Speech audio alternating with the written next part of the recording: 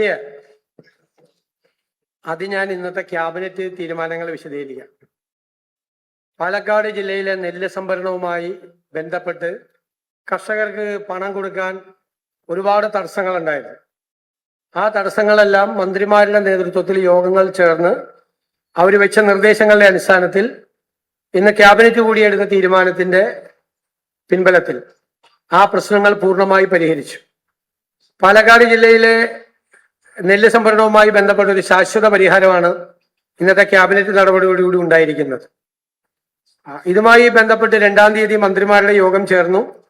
പിന്നെ PRS വായ്പ അനുവദിക്കുന്നതിൽ നിന്നും പ്രാഥമിക സഹകരണ സംഘങ്ങളെ പൂർണ്ണമായി ഒഴിവാക്കി. പാലക്കാട് മാത്രമായിരുന്നു പ്രാഥമിക സംഘങ്ങൾ. അപ്പൊ എല്ലാം സിവിൽ സപ്ലൈസിന്റെ സപ്ലൈകോയുടെ കീഴിൽ കൊണ്ടുവന്നു. ഇതുവരെ 52 കോടി രൂപ ഈ പാക്സിന് പ്രൈമറി സംഘങ്ങൾക്ക് അവർ കൊടുത്തിട്ടുണ്ട്. ആ തുക കൺസോർഷ്യം കൊടുക്കും. SBI കാനറ ബാങ്ക് കൺസോർഷ്യവുമായിട്ട് നമ്മൾ ചർച്ച നടത്തി നമ്മൾ തീരുമാനം എടുത്തിട്ടുണ്ട്. അവർ കൂടി ആ കാര്യത്തിൽ സമ്മതിച്ചിട്ടുണ്ട്. അപ്പോ അതിനകത്തുള്ള തീരുമാനം പൂർണ്ണമായി എല്ലാവർക്കും പണം ഉടൻ തന്നെ വിതരണം ചെയ്യാൻ പറ്റും. പാലക്കാട് നെൽകർഷകർക്ക് ഒരു വലിയ തടസ്സമായിട്ട് നിന്നത് എല്ലാ തടസ്സങ്ങളും നീക്കി.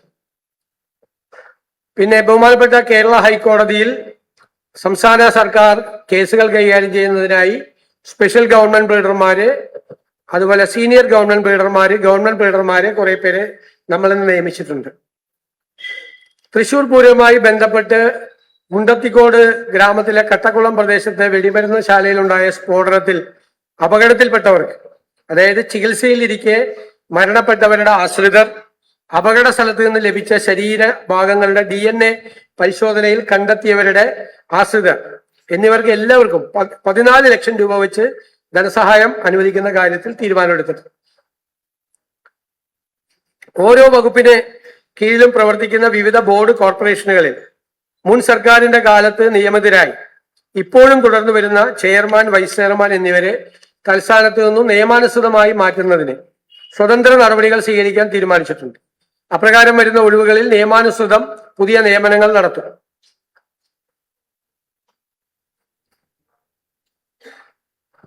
അന്തരിച്ച നവീൻ ബാബുവിന്റെ സഹധർമ്മിണി ശ്രീമതി മഞ്ജുഷയുടെ നിവേദനം പരിഗണിച്ച് കണ്ണൂർ ജില്ലാ ADM ആയിരുന്ന നവീൻ ബാബുവിന്റെ മരണകാരണത്തെ പറ്റി അന്വേഷിക്കുന്നതിനായി CBI അന്വേഷണത്തിന് കേന്ദ്ര സർക്കാരിനോട് ശുപാർശ ചെയ്യാൻ തീരുമാനിച്ചു. അദ്ദേഹത്തിന്റെ മകൾ കുമാരി നിരഞ്ജന നായർക്ക് പ്രത്യേക കേസായി പരിഗണിച്ച് ആശ്രിത നിയമനം നൽകാൻ റവന്യൂ വകുപ്പിന് നിർദ്ദേശം നൽകി. കേരളത്തിലെ തീരപ്രദേശത്തെ കടലിൽ 2026 ജൂൺ 10 മുതൽ ജൂലൈ 31 വരെ 52 ദിവസം ട്രോളിംഗ് നിരോധനം ഏർപ്പെടുത്തുന്നതിന് തീരുമാനിച്ചു. ഇതാണ് മന്ത്രിസഭാ തീരുമാനം. പിന്നെ ഇന്ന് സഭയിൽ വെച്ച വൈറ്റ് പേപ്പറുമായി ബന്ധപ്പെട്ട കാര്യങ്ങളാണ് വിശദീകരിക്കാൻ ആഗ്രഹിക്കുന്നത്. ഞാൻ നിയമസഭയിൽ പറഞ്ഞതുപോലെ ഈ ധവളപത്രം ഒരു കുറ്റാന്വേഷണ റിപ്പോർട്ടോ ഒരു പൊളിറ്റിക്കൽ ഡോക്യുമെന്റോ ഒന്നുമല്ല. സർക്കാർ അധികാരമേക്കുന്ന സമയത്ത് fiscal health of the state ആണ്. സംസ്ഥാനത്തിന്റെ സാമ്പത്തിക ആരോഗ്യം എന്താണ് എന്ന് എല്ലാ വിഭാഗം ജനങ്ങളെയും, സാധാരണക്കാരായ ആളുകളെ ഉൾപ്പെടെയുള്ളവരെ ബോധ്യപ്പെടുത്തുന്നതിനുള്ള ഡോക്യുമെന്റാണ്. എത്ര വരുമാനം നമുക്ക് ലഭിക്കുന്നു, എത്ര ചെലവഴിക്കുന്നു, എത്ര ബാധ്യതകളുണ്ട്, ഭാവിയിൽ എത്ര സാമ്പത്തിക പ്രതിസന്ധികൾ ഉണ്ടാകും എന്നെല്ലാമാണ് ഇതിൽ പറയുന്നത്. വൈറ്റ് പേപ്പർ അനിവാര്യമാകുന്ന മറ്റൊരു പ്രധാന കാരണം പുതിയ സർക്കാർ അവതരിപ്പിക്കാൻ പോകുന്ന ബജറ്റിന്റെ പശ്ചാത്തലത്തിലാണ്. കഴിഞ്ഞ സർക്കാർ പാസാക്കിയ 26-27 ബജറ്റിലെ ന്യൂനതകളുടെ യഥാർത്ഥ ചിത്രം അതിനകത്ത് വരും. ഞാൻ നിയമസഭയിൽ പറഞ്ഞതുപോലെ 25-26 ബജറ്റ് കണക്കുകൾ പ്രകാരം കേരളത്തിന്റെ ആകെ ബാധ്യത 5.07 ലക്ഷം കോടിയാണ്. ഇത് സ്റ്റേറ്റിന്റെ GSTPയുടെ 35.5%. ഇപ്പൊ ഈ കടം കണക്കാക്കുന്നത്, കടത്തിന് പരിധിയുള്ളത് കൊണ്ട് കടം കണക്കാക്കുന്നത് സ്റ്റേറ്റ് GDPയുടെ GSTPയുടെ എത്ര ശതമാനം വരുമെന്നാണ്. 35.5% കടം വരുന്നത്. അതായത് 18 പ്രധാന സംസ്ഥാനങ്ങളുടെയാണ് നമ്മൾ സാധാരണ എടുക്കാറുള്ളത്. അത് ദേശീയ ശരാശരി 29.2 ഈ 18 സംസ്ഥാനങ്ങളുടെ ശരാശരി 28.81. അപ്പൊ കേരളത്തിൻ്റെത് 35.5%. ഉയർന്ന തോതിലാണ് ഈ കടവും GSTP തമ്മിലുള്ള റേഷ്യോ.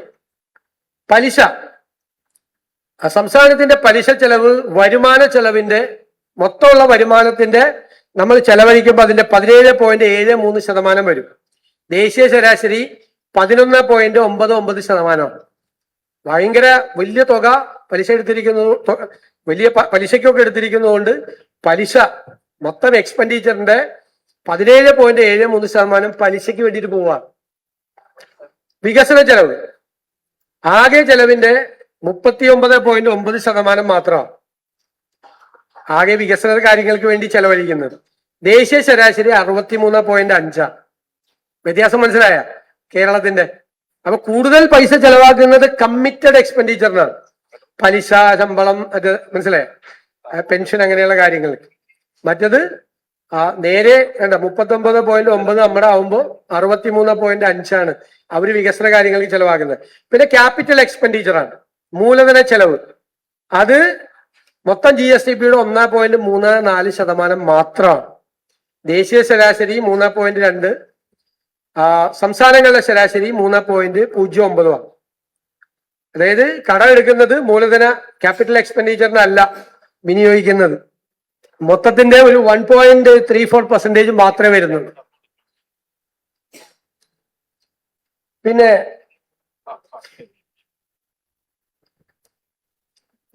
ഇതാണ് ഏറ്റവും പ്രധാനപ്പെട്ട കാര്യം. ഞാനിതിപ്പോ നിയമസഭയിൽ പറയേണ്ട ഒരു സാഹചര്യം ഉണ്ടായതുകൊണ്ടാണ്. അതായത് 35,000 കോടി രൂപയുടെ പ്ലാനാണ് ഇപ്പൊ നിലവിലുള്ള പ്ലാൻ. അതിനാണ് ഞങ്ങൾ ഗവൺമെന്റ് ഓൾട്ടർനേറ്റീവ് മെമ്മോറാണ്ടം കൊണ്ടുവന്ന് ബജറ്റ് കൊണ്ടുവരുന്നത്. ഇതിൽ 20,500 കോടി ഇപ്പൊ ഇല്ല. 15,000 കോടിയെ ബാക്കിയുള്ളൂ. കഴിഞ്ഞ ഗവൺമെന്റിന്റെ കാലത്തെ തെറ്റായ കണക്കാണ്. പ്ലാൻ അങ്ങനെ ഒരിക്കലും കൂട്ടാൻ പാടില്ല.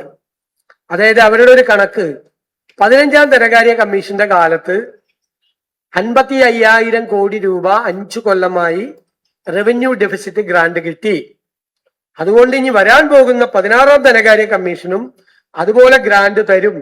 ആദ്യത്തെ വർഷം 14,137 കോടി രൂപ കിട്ടും എന്ന് പ്ലാനിൽ എഴുതി വെച്ചു. അത് കിട്ടിയേക്കാം എന്നാണ് സംഭവം. പക്ഷെ 16ാം ധനകാര്യ കമ്മീഷൻ എന്ത് ചെയ്തു? റവന്യൂ ഡെഫിസിറ്റ് ഗ്രാന്റ് നിർത്തലാക്കി. അപ്പൊ പ്ലാനിലെ 14,137.69 കോടി ഇല്ല. മനസ്സിലാക്കണം. 2, 16ാം ധനകാര്യ കമ്മീഷൻ 15 ധനകാര്യ കമ്മീഷൻ നമുക്ക് തന്നിരുന്നത് 1.92% ഡെവല്യൂഷൻ നികുതി വിഹിതം. അപ്പോ കഴിഞ്ഞ ഗവൺമെന്റ് കണക്ക് കൂട്ടി അത് 2.8 കിട്ടുമെന്ന്. ഏത് കണക്കിന്റെ അടിസ്ഥാനത്തിലാണ് കൂട്ടിയെന്ന് എനിക്കറിയില്ല. പക്ഷെ കിട്ടിയപ്പോ 2.38 കിട്ടിയുള്ളൂ. അതിൽ നഷ്ടം 5,758.93 കോടിയാണ്. ഇതിന് പുറമെ മറ്റേ ഗ്രാന്റ് കിട്ടുമെന്ന് പ്രതീക്ഷിച്ച ഗ്രാന്റ് കിട്ടാത്തത് 603 കോടി. അപ്പൊ 35,000 കോടി രൂപയുടെ പ്ലാനിൽ 20,500 കോടി ഇല്ല. ഒരു ഗവൺമെന്റും കേരള ചരിത്രത്തിൽ ഇതുവരെ ഫേസ് ചെയ്യാത്ത ഗുരുതരമായ സിറ്റുവേഷനാണ് നമ്മള്. പ്ലാനിന്റെ 35,000 കോടിയിൽ ഇവര് പ്രതീക്ഷിച്ചെന്ന് പറഞ്ഞിട്ട് വെച്ച 20,500 കോടി ഇല്ല. ഇതാണ് ഏറ്റവും ഗുരുതരമായ സാഹചര്യം. ഒരു ഗവൺമെന്റ് അങ്ങനെ ചെയ്യാൻ പാടില്ല. കിട്ടിയേക്കാം, കിട്ടും എന്നെല്ലാം പറഞ്ഞ് പ്ലാൻ ഉണ്ടാക്കാമോ? അങ്ങനെ ഉണ്ടാക്കിയ പ്ലാനാണ്. നോക്കിക്കോ, ഷെയർ ഓഫ് സെൻട്രൽ ടാക്സസിൽ ആ ഷോർട്ട് ഫോള് 2.8 കിട്ടുമെന്ന് പ്രതീക്ഷിച്ചെടുത്ത് 2.3 കിട്ടിക്കഴിഞ്ഞപ്പോൾ 3 to 8 കിട്ടിക്കഴിഞ്ഞപ്പോൾ ഉള്ളത് റവന്യൂ ഡെഫിസിറ്റ് ഗ്രാന്റിന്റെ 14,137 രൂപ ടോട്ടലാണ്. 20,500 ഞാൻ പറഞ്ഞതിന്റെ സ്പ്ലിറ്റപ്പാണ്. അടുത്ത് അപ്പൊ പിന്നെ അതുകൂടാതെ സർക്കാർ അടിച്ചേൽപ്പിച്ച അധിക ബാധ്യത, സർക്കാർ അടിച്ചേൽപ്പിച്ച അധിക ബാധ്യത, ജീവനക്കാർക്കും പെൻഷൻകാർക്കും ഉള്ള DA DR കുടിശ്ശിക, DA ജീവനക്കാർക്ക്, DR പെൻഷൻകാർക്ക്, സപ്ലൈകോ കാരുണ്യ ഇൻഷുറൻസ് കോൺട്രാക്ടർമാർക്ക്, പിന്നെ medical services corporation SC ST കുടിശ്ശിക, ലോക്കൽ ബോഡിക്ക് അടക്കം 48,733 കോടി രൂപ. ഇതിൽ 21,690 കോടി രൂപ ഇമ്മീഡിയറ്റ് ആയിട്ട് കൊടുക്കണം. ഇതിന് കൂടാതെ കഴിഞ്ഞ LDF സർക്കാരിന്റെ കാലത്ത് ശമ്പള കമ്മീഷന്റെ കാലാവധി പൂർത്തിയായി അവരുടെ റിപ്പോർട്ട് കൊടുത്ത് അതിന്മേൽ നടപടി ആ ഗവൺമെന്റ് എടുക്കണമായിരുന്നു. അത് മനഃപൂർവ്വം പേ കമ്മീഷൻ വെക്കാതെ അവസാന സമയത്ത് പേ കമ്മീഷൻ വെച്ച് ഈ ഗവൺമെന്റ് വരുമ്പോൾ പേ കമ്മീഷൻ റിപ്പോർട്ട് തന്ന് ഗുരുതരമായ ബാധ്യത ഒരു ഗവൺമെന്റിന്റെ തുടക്കത്തിൽ തന്നെ ഈ ഗവൺമെന്റിന് ഉണ്ടാക്കി വെക്കും. വേറെ ഇത് കൂടാതെ കിഫ്ബിയുടെയും പെൻഷൻ കമ്പനിയുടെയും ബാധ്യത ഈ തുകയിൽ ഉൾപ്പെട്ടിട്ടില്ല. അല്ലാതെയാണ് ഇത്രയും ഹ്യൂജ് എമൗണ്ട് വരുന്നത്. നോക്കിക്കോ, DRES 21,670, DR എന്ന് പറയുന്ന പെൻഷൻകാർക്കുള്ളത് 14,000. ബിൽ ഡിസ്കൗണ്ടിങ് സിസ്റ്റം, ബാങ്കുകൾക്കും കോൺട്രാക്ടർമാർക്കും ഉള്ള ആ ഡിസ്കൗണ്ടിങ് സിസ്റ്റം ഉണ്ട് കോൺട്രാക്ടർമാർക്ക് പൈസ കൊടുക്കുന്നത്. അതിൽ ബാങ്കുകൾക്ക് കൊടുക്കാനുള്ളത് 3,431 കോടി.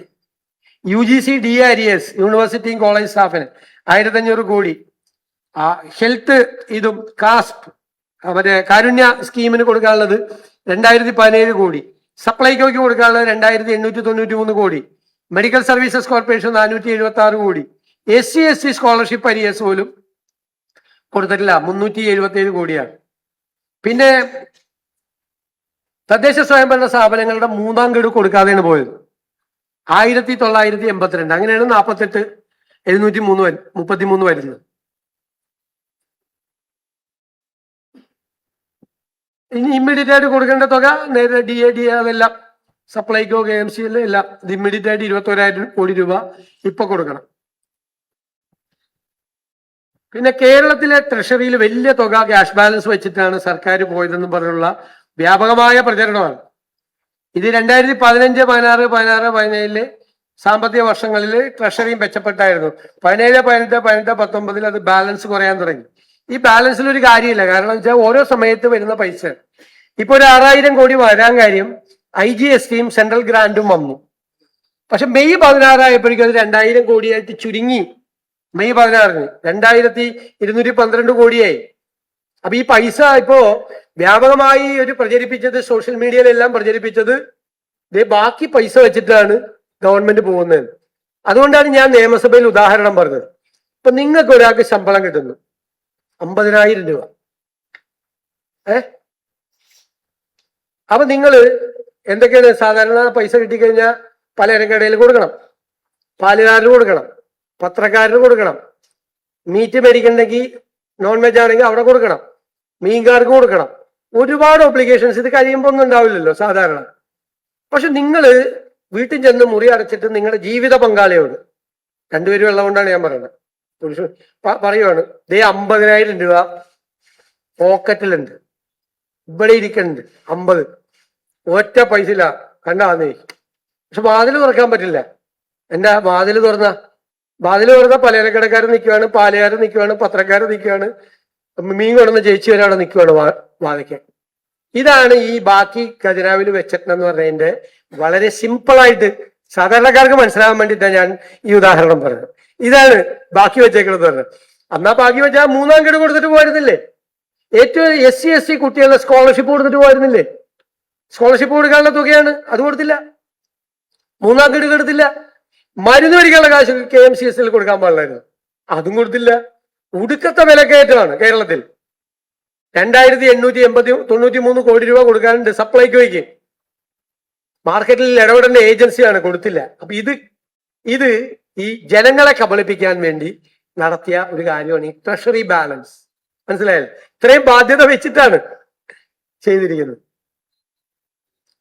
ഇത് ട്രഷറിയുടെ കണ്ടില്ലേ ആ ബാലൻസ്, ക്ലോസിംഗ് ബാലൻസ് അവസാനത്ത് നോക്കിയ 2024, 25 10 മാസം നെഗറ്റീവായിരുന്നു. ഏത് ട്രഷറി പൈസ ഉണ്ടായില്ല 12 മാസത്തില്. കഴിഞ്ഞ വർഷം 7 മാസം നെഗറ്റീവായിരുന്നു ഈ തുക. ഇപ്പോൾ അവസാനം 16-ാം തീയതി 2,212 കോടിയാണ്. അപ്പൊ അത്രയും നമുക്ക് ഒബ്ലിഗേഷൻസ് ഉണ്ട്, ഡെറ്റ് ഒബ്ലിഗേഷൻസ് ഉണ്ട് നമ്മൾ ചെയ്യാൻ വേണ്ടിയിട്ട്. ഇതൊക്കെ വെറുതെ ആളുകളെ പരിഹസിക്കുന്നതിന് വേണ്ടി പറയാണ്.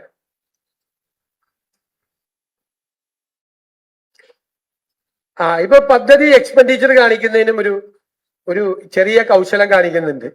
ഇപ്പൊ നോക്കിയേ, പദ്ധതി വെട്ടിച്ചുരുക്കിയിരിക്കുകയാണ്.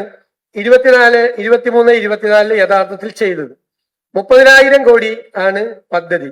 ചെലവ് വരുത്തിയിരിക്കുന്ന 32,000 കോടിയായിട്ട് കാണിക്കുന്നത്. 127% പ്ലാൻ എക്സ്പെൻഡിച്ചർ എന്നാണ്. നിങ്ങൾ ഞെട്ടിപ്പോവും. അതായത് പ്ലാനിൽ കട്ട് ചെയ്തേക്കുവാണ്. ശരിക്കും 30,000 കോടിയിൽ വലിയ തുക ഈ 24, 25, 23, 24 കുറവ് വന്നു. വലിയ തുക പ്ലാൻ സൈസിൽ ഇല്ലേ, കട്ട് ചെയ്തു. ഇതെന്താ ഇങ്ങനത്തെ കണക്ക് വന്നതെന്നറിയാമോ? കിഫ്ബിയുടെ പൈസ, പെൻഷൻ ഫണ്ടിന്റെ പൈസ, ട്രാൻസ്പോർട്ടിന്റെ പൈസക്ക് ഇതിന്റെ കൂടെ കൂടിയേക്കും. അതെങ്ങനെ പ്ലാൻ എക്സ്പെൻഡിച്ചർ ആവുന്നു? കണക്ക് റിയലിസ്റ്റിക് അല്ല.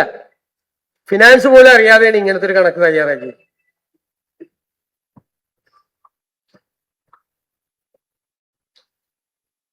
പിന്നെ നമുക്ക് ലഭിക്കുമെന്ന് കരുതുന്ന തനത് വരുമാനം യഥാർത്ഥ തുകയും തമ്മിൽ വലിയ അന്തരമാണ്. സംസ്ഥാനത്തിന്റെ തനത് വരുമാനം GSTP റേഷ്യോയിൽ 7.75 പക്ഷെ നാഷണൽ ആവറേജ് 8.5 ആണ്. നമ്മുടെ SOTR തനത് നികുതി വരുമാനം അത് GSTP അനുപാതത്തിൽ 6.41 ദേശീയ ശരാശരി 6.90 കുറവാണ്.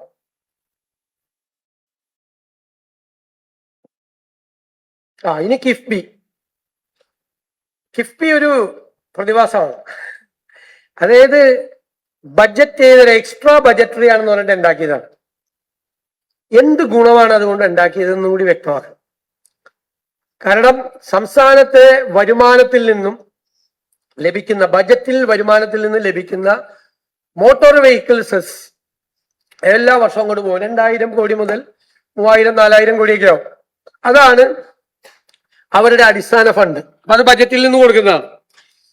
അവര് കടം മേടിക്കുന്ന വലിയ പലിശക്കാണ്. അതിനെക്കുറിച്ച് വലിയ ആക്ഷേപമുണ്ട്. വലിയ പലിശയ്ക്ക് കടം മേടിക്കും. കടം മേടിക്കുമ്പോൾ സോവറിൻ ഗ്യാരണ്ടി സ്റ്റേറ്റ് കൊടുക്കണം. അതായത് ഇവർക്ക് അടയ്ക്കാൻ പറ്റില്ല. കാരണം ഇവരുടെ ഇൻകം ജനറേറ്റിംഗ് ആയിട്ടുള്ള വരുമാനം ഉണ്ടാക്കുന്ന ഒരു പദ്ധതിയും കിഫ്ബിയിലില്ല. അപ്പോൾ കിഫ്ബിക്ക് ഒറ്റയ്ക്ക് തിരിച്ചടയ്ക്കാൻ പറ്റില്ല. അപ്പൊ എന്ത് ചെയ്യും? വീണ്ടും സർക്കാരിലേക്ക് വരും. അപ്പൊ സർക്കാർ തന്നെ പണം, അടിസ്ഥാന ഫണ്ടും കൊടുക്കണം, കടം മേടിക്കുന്ന തുകയും സർക്കാർ കൊടുക്കണം. അതിന്റെ വലിയ പലിശ, ഭയങ്കര പലിശ, ഞാൻ കാണിച്ചു തരാം. വലിയ പലിശക്കാണ് കടം മേടിച്ചിരിക്കുന്നത്. ഈ പലിശയും സർക്കാർ കൊടുക്കണം. അപ്പൊ സർക്കാരിന്റെ മീതെയുള്ള ഒരു ബാധ്യതയായി. ഇത് സർക്കാരിന് പുറത്താണ് പ്രവർത്തിച്ചിരുന്നത്. ധനകാര്യ വകുപ്പിനെ പോലും അറിയിക്കാതെ പ്രത്യേക സാമ്രാജ്യമായിരുന്നു കിഫ്ബിയുടെ സാമ്രാജ്യം. അപ്പൊ ഞങ്ങൾ തീരുമാനിച്ചിരിക്കുന്നത്, ക്യാബിനറ്റും തീരുമാനിച്ചിട്ടുണ്ട്, അത് ഒരു പഠനം നടത്തി എന്താണ് ചെയ്യേണ്ടതെന്ന് ദോഷകരമല്ലാത്ത രീതിയിൽ ഒരു തീരുമാനം കിഫ്ബിയുടെ കാര്യത്തിലുണ്ടാവും പഠനം നടത്തിയതിനു ശേഷം. വരിക.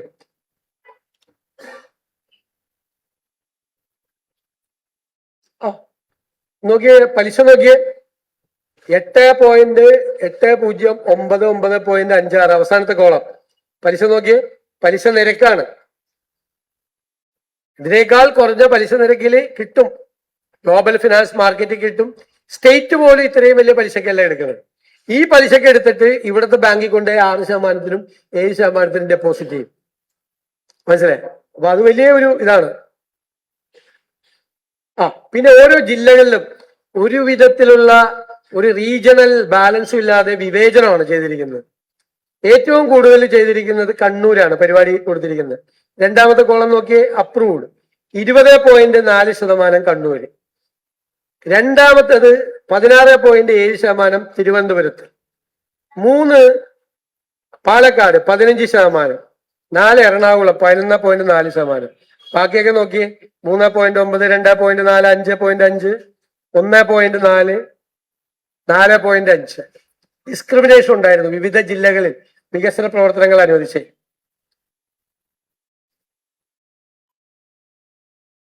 ഇത് അരിയേഴ്സ് ആണ്. സംസ്ഥാന ഗവൺമെന്റിന് ലോൺ റീപേയ്മെന്റിലുള്ള സംസ്ഥാന ഗവൺമെന്റ് കിട്ടാനുള്ള പൈസയാണ് കാണിച്ചിരിക്കുന്നത്, പണ്ട് മുതലേ ഉള്ളത്. പിന്നെ സോഷ്യൽ സെക്ടറിലേക്കുള്ള ഓരോ സ്പെൻഡിങ് ഇപ്പൊ നോക്കിക്കോ. അഗ്രികൾച്ചർ ആൻഡ് അലൈഡ് സർവീസ്, കൃഷിക്ക് വേണ്ടി 2015-16 6.19 ഉണ്ടായിരുന്നത് ഇപ്പോ കുറഞ്ഞ് 3.20, 2.97% കൃഷിയുള്ളത്. 15-ൽ നിന്ന് 10 കൊല്ലം കഴിഞ്ഞപ്പോ പെർസെന്റേജ് കൃഷിക്ക് വേണ്ടി ചെലവാക്കുന്ന തുക പകുതിയായി കുറഞ്ഞു. റൂറൽ ഡെവലപ്മെന്റ് 11.10 ഉണ്ടായിരുന്നത് 5.97 സഹകരണം 0.46, 0.10 ഇറിഗേഷൻ എല്ലാം കുറഞ്ഞു. പവർ 4.7, അത് മാത്രമാണ് കൂടിയിരിക്കുന്നത്, പവറിന്റെ മാത്രം. ബാക്കി എല്ലാം കുറവാണ്.